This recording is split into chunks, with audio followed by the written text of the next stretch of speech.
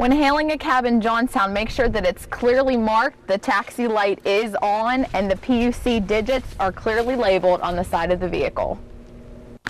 An elderly man coming down this hill hit his gas pedal instead of his brake, causing him to fly across Graham Avenue and hit into this house.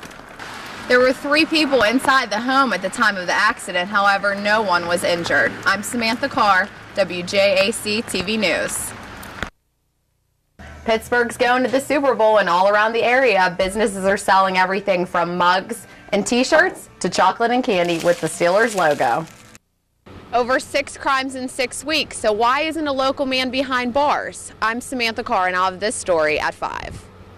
I spoke with Officer Lehman at Richland Police Department, and he told me that these small crimes are the hardest ones to prosecute, and when they're done in such a short amount of time, it's even harder.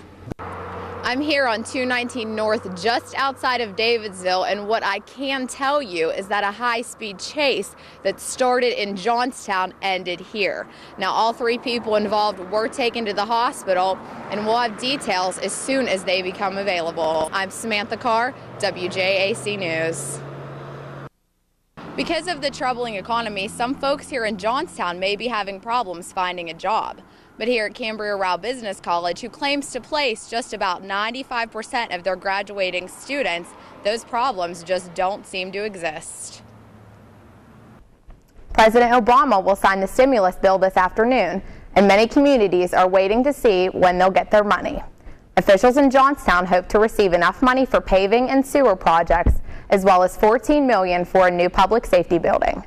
Coming up at 5, we'll break down the stimulus plan and see how the Alleghenies will benefit. And the Jennerstown Racetrack in Somerset County will not be holding races this summer. Owner Dave Wheeler says he wants to focus more time on his other business and has put the racetrack up for sale.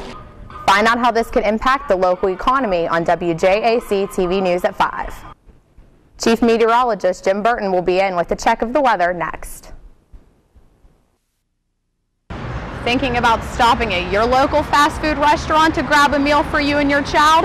Well, maybe you'll think again when you see the new nutrition report from the CSPI. The nonprofit Center for Science in the Public Interest looked into nutritional quality of kids' meals at 13 major restaurant chains.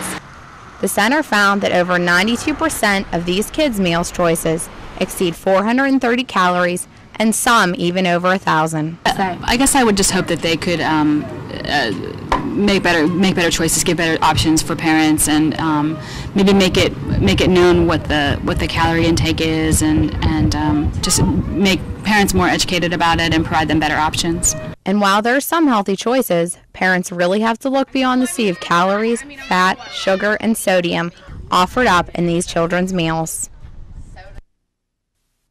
Employees at the Pittsburgh Zoo are thrilled and excited to announce the birth of a baby elephant born this morning at 5:30 a.m. The mother, Moja, who was pregnant for 688 days and in labor for only 20 minutes, is inside the zoo's elephant quarters bonding with her new baby girl.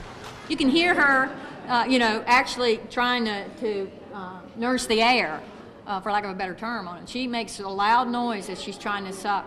And so, once she figures out which body part to attach herself to, which is the usual challenge, then she'll be fine. Zookeepers won't weigh the new baby for a few days because they say the most important thing is the bonding time between the mother and the baby.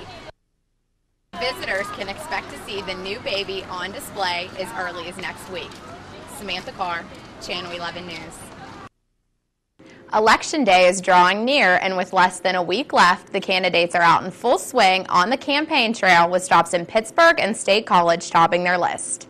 Barack Obama made his last push for votes in Pittsburgh when he packed the Mellon Arena with thousands, including Senator Bob Casey and Governor Ed Rendell. He was presented with a Steelers jersey by Dan Rooney, but advised not to put it on just yet. Rooney said he may have to stay in Pittsburgh and suit up after all the recent Steelers injuries. Obama ended the rally with a closing argument showing as much as double-digit leads over Senator John McCain in Pennsylvania. The Republican Party also showed PA top priority with Sarah Palin's visit to State College, her second stop in the Alleghenies.